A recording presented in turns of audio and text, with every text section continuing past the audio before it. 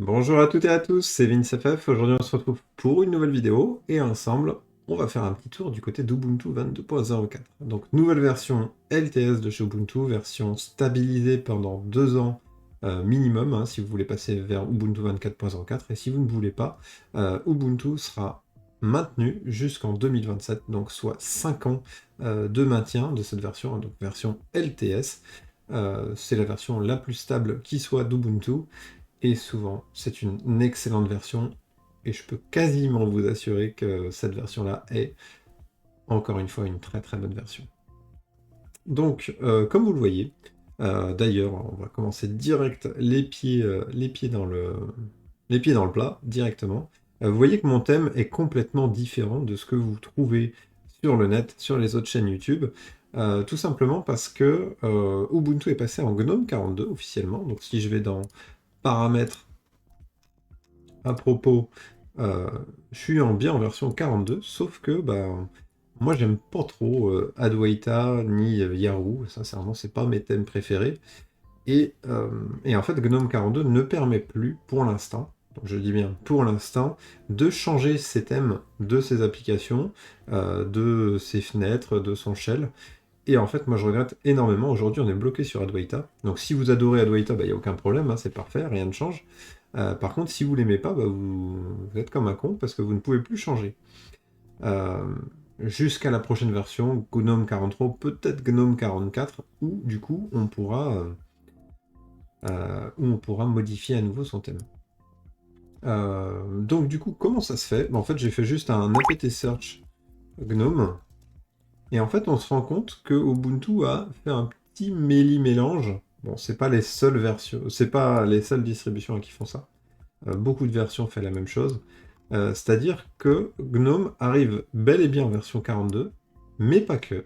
Vous retrouvez aussi du GNOME 40, du GNOME 41.5. En fait, on a un mélange de paquets GNOME. Ça fait un peu bordélique vu comme ça. Sauf que, de mon point de vue, je dis bien de mon point de vue, c'est mon point de vue, ils ont pris un peu le meilleur de chaque paquet GNOME pour ne pas brider l'expérience utilisateur que vous connaissez sur Ubuntu. Et ça, pour moi, je remercie Ubuntu parce que moi qui n'aime pas Adwaita, qui n'aime pas beaucoup Yaroo, sincèrement, j'aurais été un peu triste sur une version Ubuntu classique. Alors que là, avec Cogear, pour moi, mon thème, il envoie du pâté et j'adore. Bon, on va se remettre quand même en mode classique, euh, en mode Yaroo, juste histoire que vous ayez à nouveau la présentation d'à quoi ça ressemble. Du coup, niveau extension, moi j'ai ajouté User Theme pour rajouter Cogear. Et ensuite, dans Apparence, non, c'est pas Apparence, Ajustement, excusez-moi. Dans Ajustement, du coup, tchouk. Là j'ai choisi mes thèmes Cogear après les avoir téléchargés sur GNOME Look, donc à l'ancienne, mais ça fonctionne terriblement bien. D'ailleurs, pour les extensions, il y a un snap qui est sympa, c'est Extension Manager, que je ne connaissais pas, qui permet d'aller directement télécharger les extensions que vous voulez. Par exemple, là on a Blur My Shell pour rajouter de la transparence un peu partout. Et en fait, c'est plutôt cool parce que du coup, c'est un outil intégré, ça l'installe et hop, pas besoin d'aller sur le site GNOME Extension où c'est un peu le bazar. Moi j'aime bien, sincèrement j'aime bien. Check. Donc on se remet en mode Yaroo. Je trouve ça un peu triste, hein, Yaroo, mais bon. Check. En mode Yaroo. Clouk, clouk, clouk, clouk. Et voilà, on est revenu en mode Yaroo. On va se mettre en mode Ubuntu. On le fait en live. Donc là, on va pouvoir... on va changer quand même. On va remettre la belle méduse. En sachant qu'ils ont réussi à faire un thème plutôt sympa avec une méduse. Franchement, chapeau. Donc vous avez le choix entre le thème sombre et le thème clair. En sachant que si vous associez un wallpaper au thème sombre et au thème clair, le wallpaper suit. Moi je trouve ça plutôt cool. C'était pas obligatoire et en fait ils font ça plutôt bien. Vous pouvez choisir les couleurs de... je sais plus comment ils appellent ça, mais grosso modo si je choisis bleu, ici ça va passer en bleu, et les dossiers vont passer en bleu sur la deuxième couleur. Et c'est quand même plutôt sympa. Alors après le choix des couleurs, j'aurais bien aimé un choix des couleurs un peu plus un peu plus loin, parce que j'aime plus les thèmes pastel flat que les thèmes un peu trop colorés comme ça, mais après ça passe plutôt bien. Ici, du coup, on va pouvoir se remettre en mode panneau, comme vous le connaissez finalement sur un Ubuntu classique. Donc avec le panneau à gauche, d'ailleurs le panneau il est assez gros de base, vous voyez que les icônes sont balèzes. Heureusement on peut réduire la taille des icônes pour arriver à un truc sympa. Et vu que moi je le mets toujours en bas, bah du coup j'ai quand même pas mal de place, hein. Sur un écran 21/9, c'est quand même pas mal là-dessus. Et c'est vrai que sur Ubuntu 22.04, vous avez le choix de ne plus le mettre en mode panneau, mais en mode dock. Et je trouve que c'est plutôt sympa. Donc après, vous aimez ou non le thème proposé. Moi, c'est vrai que je suis pas un grand fan, hein, du thème Yahoo. Je trouve que ça manque un peu de finition. Mais c'est vrai qu'avec la possibilité de se mettre en Cogear, bah, c'est parfait. Donc, je m'en remets vite fait en Cogear, histoire de garder la cohérence de mes applications. Enfin, de mon visuel que j'aime. Touc, touc. Ouais, les sons, on s'en fout. Touc. Donc voilà, là, moi, je suis bien, j'ai pu changer mon thème, je suis content. Donc si on revient, finalement, au test réalisé sur Ubuntu 21.04, j'avais pointé du doigt qu'une seule chose, c'était l'easy to use. Donc pourquoi l'easy to use sur une Ubuntu qui est censée être l'une des distributions les plus simples à utiliser? C'est qu'Ubuntu 21.04, à sa sortie, était vraiment buggé, et les snaps et Ubuntu, c'était pas la folie. Donc on peut voir qu'Ubuntu Software et Snap, ça buguait. J'avais dû passer par la ligne de commande pour installer mes applications. C'est quand même pas fou. C'était pas fou, mais une fois que c'était fait, ça fonctionnait. Là, aucun problème sur Ubuntu 22.04, ça fonctionne de base out of the box, je n'ai pas eu de ligne de commande à réaliser. Et l'intégration des snaps entre KDeven Live et OBS Studio n'était pas fou non plus. Donc si je prends OBS Studio, bonjour, bah, ça fonctionne très bien, l'intégration est très bonne. Et si j'ouvre KDeven Live, on peut voir que l'intégration est très bonne aussi. On peut voir que je n'ai pas sélectionné. Je suis pas, non, c'est pas là. Paramètres. Je suis pas hyper bon là dans cette vidéo au niveau masquer automatiquement le dock. Voilà. Comme ça, les fenêtres peuvent recouvrir directement le dock, et le dock se cache comme ça, c'est encore mieux. Moi, je trouve que c'est l'idéal, hein, niveau utilisation. Donc K2N Live est top. D'ailleurs, vous aurez remarqué qu'il démarre au quart de tour, très très vite, alors que c'est un snap. D'ailleurs, c'est un truc qui a été remonté de maintes et maintes fois, hein, sur YouTube, et pareil, hein, sur les sites qui traitent de Linux. Comme quoi Firefox démarrait lentement.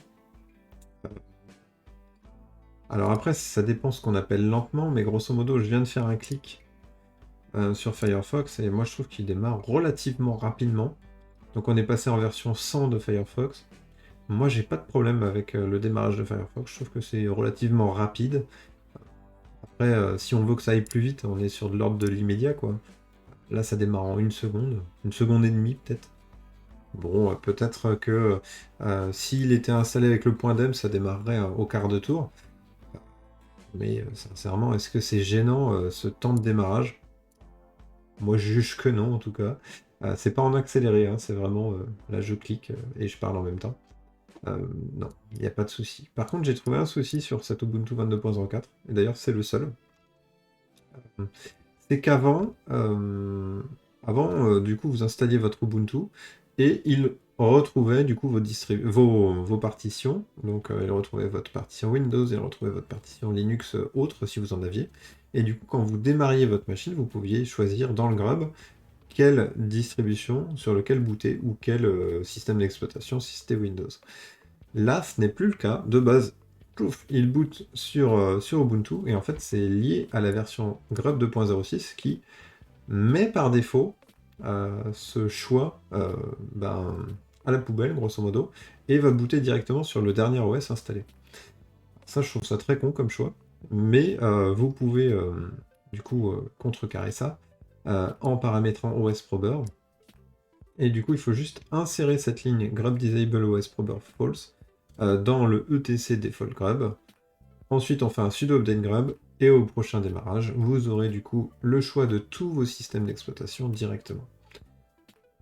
Donc c'est relativement simple, c'est rapide, ça prend 3 secondes à faire, mais c'est chiant de devoir le faire, moi je trouve ça pas top. Donc c'est pas un choix lié à Ubuntu, hein, c'est vraiment un choix lié à Grub. Après je sais pas si Ubuntu aurait pu faire la modif sans que nous on ait à le faire. Pour moi ça aurait été ça l'idéal. Mais hormis ça, on est quand même sur du très bon. Bah voilà, en fait je pense avoir fait le tour des nouveautés. Non, il y a quand même la petite nouveauté, le screenshot lié à GNOME 42. Ça vraiment, cet outil de screenshot manquait terriblement aux utilisateurs de GNOME. Parce qu'avant, vous cliquiez sur imprime écran et en fait il y avait une imprime écran qui s'enregistrait dans vos images. Super. Quand on veut faire du copier-coller vers Inkscape ou vers Discord, on perdait un temps fou. Là, de base, vous faites votre imprime écran, vous sélectionnez la partie de l'écran que vous souhaitez, ou écran. Vous pouvez même faire une vidéo d'ailleurs. Et de base, dans votre presse-papier, vous aurez cette image. Donc en fait, vous collez directement où vous la voulez, et c'est fini. Point barre. Et là, moi, je trouve que c'est un très très bon outil. Donc là-dessus, plutôt cool. Donc si on finit là-dessus et qu'on refait le bilan d'Ubuntu, donc là on va se mettre en Ubuntu 22.04. Clac. Donc on voit qu'on était quand même sur le haut du panier, hein. On est deuxième. Pour moi c'est la deuxième meilleure distribution, hein, pour un usage gaming et multimédia. Je rappelle que c'est toujours pour cet usage-là ce tableau et rien d'autre.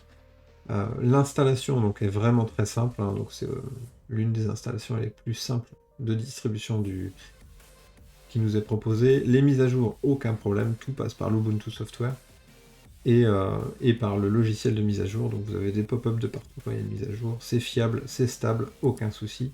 Le matériel, tout est reconnu. Par contre, si vous avez une carte graphique NVIDIA, donc il faudra aller dans l'outil pilote additionnel, donc est livré directement avec Ubuntu.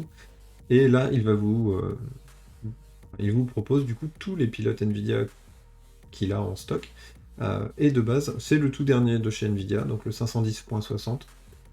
Donc c'était très bien, ça fonctionne très bien, d'excellentes performances dessus, rien à dire là-dessus. Côté installation d'application, donc j'ai fait une installation complète, hein, d'Ubuntu. Vous retrouvez tout ce que vous avez besoin, enfin sincèrement moi je trouve. Donc on est sur du Inkscape, du GIMP, de l'Audacity, de l'OBS Studio, DaVinci Resolve, je l'ai téléchargé à côté, KDE Live, LibreOffice, on a Steam, Lutris, Discord, tout est directement dans l'Ubuntu Software, vous n'avez rien à télécharger à côté.